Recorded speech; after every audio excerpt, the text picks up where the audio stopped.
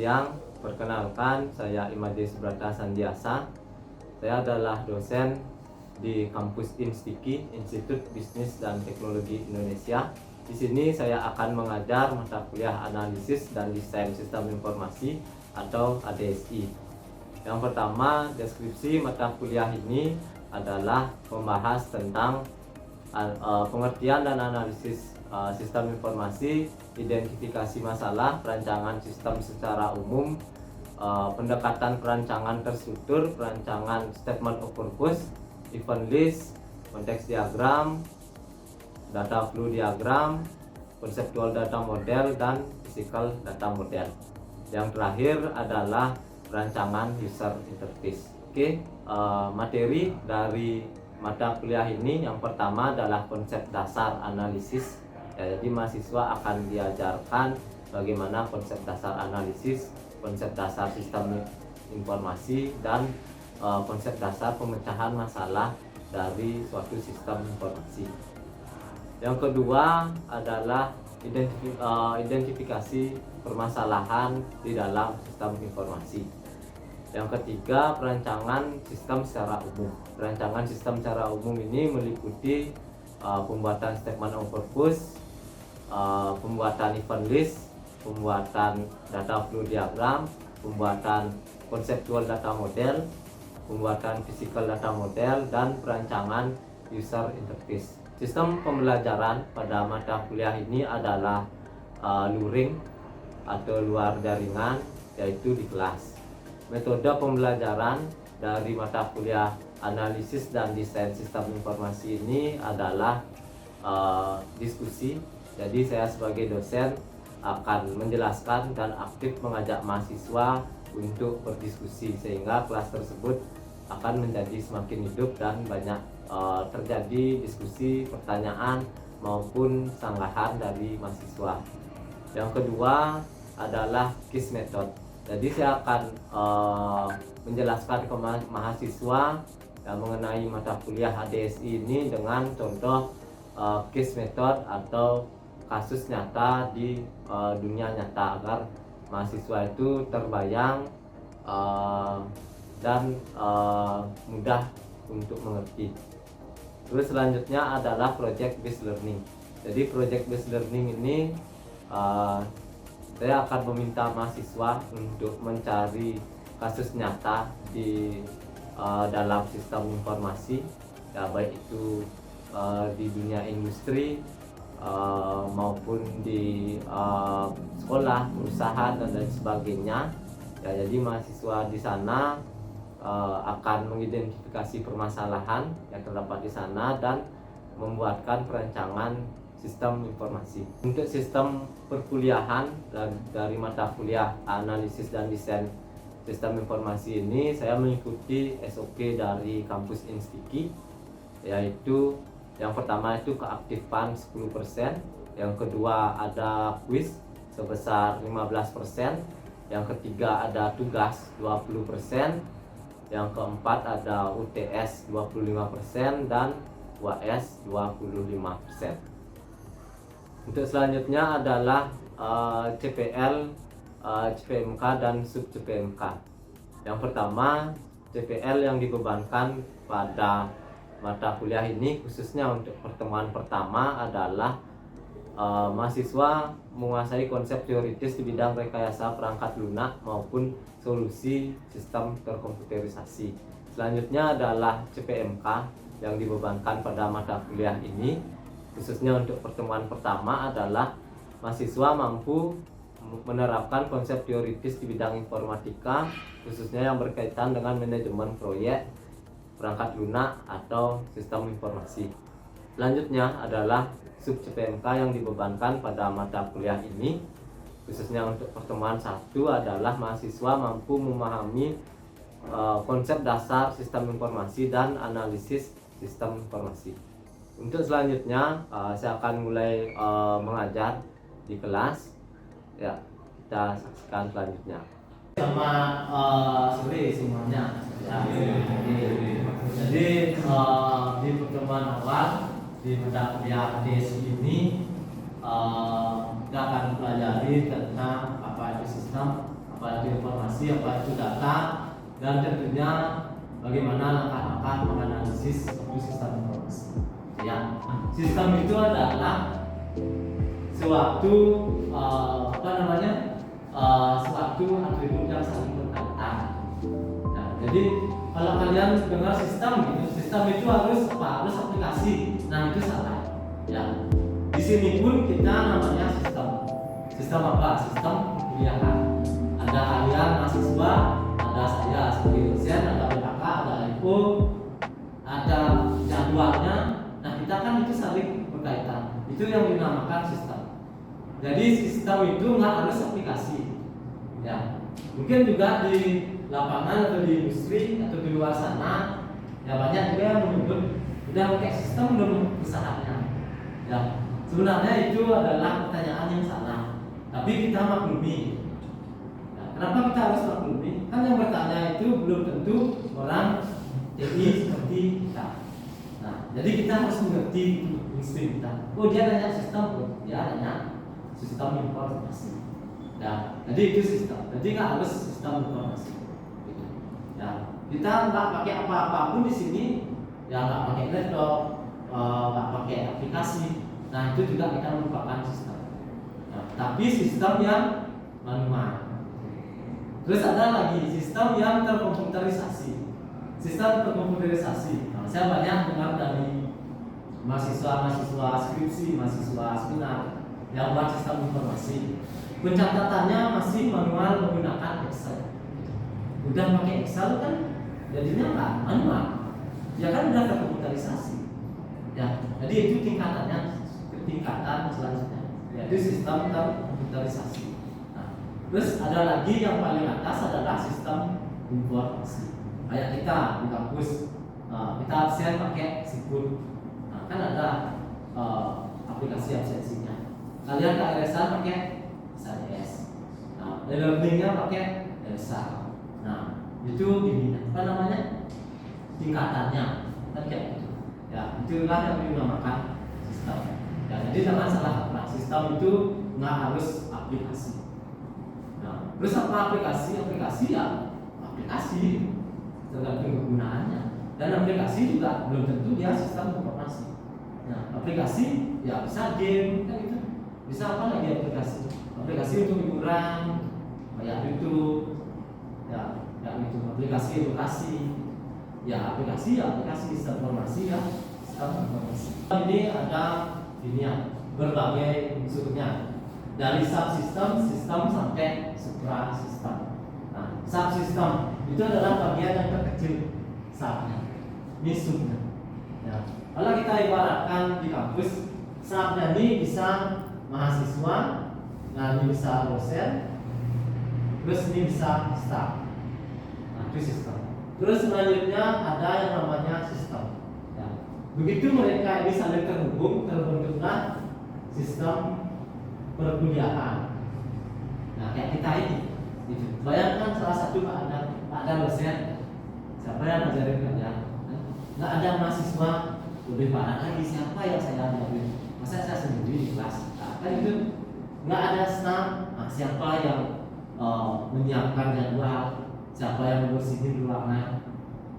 Gitu. Siapa yang memperbaiki PC atau memputarkan pesan? Nah, ini harus bersatu ketiganya membentuklah sistem perkuliahan. Nah, sistem perkuliahan ini, nah ada suprasistemnya lagi. Nah, itu kampus institut. Nah, dari sistem perkuliahan ini plus ada lagi di sini sistem apa namanya? Misalkan RPS dan lain sebagainya. Nah, ini membentuklah dia sistem kampus. Nah, itu sistem yang manual saya jelaskan. Ya, kalau sistem informasi, subsistemnya ini bisa dia sistem KRS. Nah, dia KRS ada apa? Ada KRS, absen ada Siput, terus untuk apa lagi? Untuk e-learning ada Elsa. Nah, gitu. Banyak lah. Ya, kalian cuma pakai dua itu aja. Kalau saya sebagai dosen pakai sistem lagi. Terus pakai kalau yang aktif UKM mungkin pakainya sarana buat pinjam-pinjam apa namanya ruangan. Nah, dari sana terbentuklah yang namanya suprasistem. Nah, ini sistemnya Minsky. Ya. Jadi dari semua sistem informasi itu dia saling terhubung. Nah, contoh, ntar saya absen kalian. Absensinya bisa nggak kalian cek di SADS? Bisa kan? Nah, itulah dia ada penghubungnya. Ya. Terus apa lagi nilai? Ya, nilai kalian bisa nggak kalian cek di SADS? Bisa. Nah, itu yang membentuk suprasistem. Ya, jadi itulah satu sistem informasi dan sistem secara matematik. Ya, jadi karakteristik sistem ini punya beberapa komponennya. Yang pertama itu basis sistemnya atau benerinya. Sistem itu ada batasan-batasannya. Ya, batasan di dalam sistem tersebut maupun di luar sistem. Jadi batasan sistem. Nah, contohnya yang paling saya atau kalian sering pakai ya, di SADS tersebut, bisa nggak kalian mengubah nilai kalian? Enggak kan? Cuma bisa lihat aja. Nah, itulah namanya batasan atau boundary. Jadi masing-masing dari pengguna itu punya yang namanya batasan-batasan tertentu. Ya, kalau di sistem informasi itu hak akses. Ya, kalau di industri ada juga yang menyebut rule based access control atau regulasi. Nah, contoh kayak saya nih, saya bisa nggak kayak resan? Ya pasti nggak bisa. Yang bisa kayak resan pasti kalian. Gitu. Saya bisa nggak gini nambah mata kuliah? Nggak bisa. Yang bisa itu BAK. Jadi punya tugasnya sendiri, punya batasannya. Ya. Terus lingkungan luar sistem. Nah, ini suatu sistem itu ada lingkungan luarnya juga. Ya, contohnya yang sering kalian pakai SADS saat KRS-an. Kalian bayarnya mana? Cash ke kampus atau gimana cara bayar KRS? Kan pakai virtual account atau BRI kan? Ya. Jadi kenapa kita pakai BRI? Karena sistem SADS itu berhubungan langsung dengan BRI. Jadi di sini ada SADS, terus di sini ada sistem luarnya, di BRI. Nah, ini dia saling ini terhubung. Ya. Itu yang dimaksud batasan lingkungan. Setelah ada input, nah contoh kalian KRS-an, ada input yang itu pasti kan SADS itu proses, ada pemrosesan di dalamnya. Ya, apa yang dilakukan oleh SADS itu salah satunya adalah hitung biaya KRS. Jadi dalam sistem itu pasti ada input, pasti ada proses, pasti ada output. Nggak mungkin ada output, nggak ada input. Nggak mungkin ada input tanpa nggak mungkin kalian input aja nggak ada output, ada proses. Ya sama seperti ini dengan sekumpulan orang-orang yang membentuk suatu alat mencari fakta. ya oke. Ada betulnya juga. Ya, setelah mahasiswa semester 4 ya, dengan sudah lulus mata kuliah sebanyak 48 mata kuliah. Nah, dari mana datanya itu? Gitu ya. Dari KRS yang kalian input. Jadi siapa yang buat data itu? Ya dari report. Informasi itu menghasilkan suatu informasi. Ya, dari data, dari inputan, atau dari apapun, nanti orang memberikan informasi yang selanjutnya akan menjadi pengetahuan. Setelah itu baru menjadi bahan untuk pengambilan keputusan. Sama seperti kalian, ya. Pak lulus 5 mata kuliah. Nah, itu kan pengetahuan kalian. Nah, terus selanjutnya apa decisionnya? Ya, berhenti kuliah, lanjut kuliah, lebih lanjut lagi kuliah. Nah, itu keputusan. Ya, jadi di situ banyaknya. Ya, oke. Yang namanya decision itu keputusan. Nah, ya, misalkan data itu bermahan. Baru selanjutnya kalian ada report. Ya, report itu kalian kalau di ADSI kalian keluarannya reportnya adalah data. Ya, itu ada yang pertama itu ada statement of purpose. Ya, nanti di teman selanjutnya ada statement of purpose. Nah, terus ada event list, ada konteks diagram, nah, ada data flow diagram, ada konseptual data model, physical data model, dan terakhir adalah result interface. Nah, itulah yang akan kita pelajari selama 16 kali pertemuan. Jadi,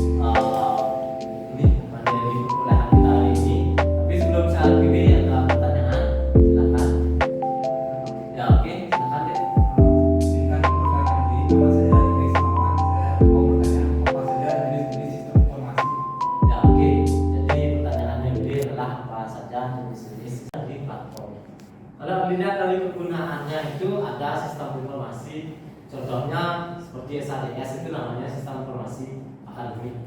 Ya. Ada kalau yang dipakai akunting itu ada namanya sistem informasi akuntansi. Ya. Nah itu dilihat dari kegunaannya dia. Nah misalkan HRD itu untuk absensi karyawan dan sebagainya itu namanya sistem informasi manajemen. Nah itu dari kegunaannya. Tapi kalau dari platformnya kita bisa bedakan dengan 3 platform. Yang pertama kalau kalian akses kayak SADS di web, nah itu sistem informasi berbasis web. Atau bisa sistem informasi web dalam sederhananya. Pokoknya udah ada browser, udah ada internet, kalian bisa akses itu. Itu sistem informasi berbasis web. Nah, yang kalian install di HP, download dari Play Store maupun apa kalau Apple, App Store. Nah, itu sistem informasi berbasis mobile. Nah, terus yang paling jadul nih, ya ada namanya sistem informasi berbasis desktop. Nah, berbasis desktop itu dia hanya diinstal di laptop atau komputer ini. Tidak bisa diakses di mana-mana. Jadi kalau mau pakai dari mana ya harus ke komputer. Ya, saya kira seperti itu. Ada bayangan mungkin? Ada pertanyaan lain? Ya, oke, ya. Saya mau bertanya bagaimana langkah awal untuk menganalisis sistem informasi. Oke, langkah awalnya untuk menganalisis sistem informasi itu adalah mengidentifikasi. Ya, jadi kalau di industri itu bisa saja untuk menganalisis itu kalian perlu banyak effortnya lebih banyak, upaya kalian lebih banyak. Ya, jadi kalian harus observasi namanya. Ya, observasi itu kalian lihat langsung bagaimana sih perusahaan itu bekerja. Masing-masing jabatan itu apa sih kerjaannya? Itu namanya observasi. Ya, di dalam observasi itu kalian tentu melakukan yang namanya wawancara. Ya, kalian tanyain, ya misalkan si kasir gitu. Ya, kalian tanyain, Mbak apa sih? Apa saja tugasnya di sini dan lain sebagainya. Nah, itulah yang menjadi bahan analisis tadi. Ya. Nah, terus selain observasi, wawancara, ada namanya FGD, fokus group discussion. Ya, misalkan kalian datang ke tempatnya untuk mengadakan kayak rapat gitu, ya, fokus grup diskusi. Ya, rapat diskusi memang benar-benar rapat itu membicarakan tentang aplikasi yang ingin dibuat. Nah, itu ya. Jadi langkah awalnya ya tentu harus mengidentifikasi dulu dengan ya effort dan tadi itu ada observasi, ada wawancara, terus ada FGD. Nah, ya jadi seperti itu ya. Kira-kira ada yang tanyakan lagi? Ya, tuh. Oke. Untuk selanjutnya ada yang tanya lagi? Ya, oke. Jadi sebelumnya, terima kasih atas kesempatannya. Perkenalkan, nama saya Clara Novianti. Izin bertanya Pak mengenai visualisasi data grafik. Apakah visualisasi data grafik tersebut termasuk sistem informasi atau tidak Pak? ya, oke, pertanyaan yang bagus ya. Teman-teman kan pasti sering lihat grafik yang ada grafik kayak ini. Nah, ini grafik batang. Nah, kayak gitu. Terus ada grafik chart kayak ini dan kan itu sering lihat ini. Ya, misalkan ini 50%, ini 10%, ini mungkin 15%. Nah, ini ada grafik ini mungkin 100, ini 150, ini mungkin 110. Nah, dari grafik ini juga termasuk ke dalam sistem informasi. Karena apa? Karena dari grafik ini kita bisa mendapatkan suatu informasi. Nah, itu. Jadi di tahap memunculkan grafik ini pasti ada tahap sebelumnya. Itu. Ya, contohnya kayak ini, kayak grafik pie ini biasanya digunakan untuk membandingkan berapa sih ada mahasiswi dan mahasiswa di kampus ini. Dari 4.000 mahasiswa dan mahasiswi terdapat 2.500 mahasiswa dan 2.000 mahasiswa. Nah, untuk dapat angka itu, nah dari mana datangnya? Tentu ada suatu proses yang berjalan. Misalkan sistem informasi pendaftaran, grafik itu muncul dari proses pendaftaran.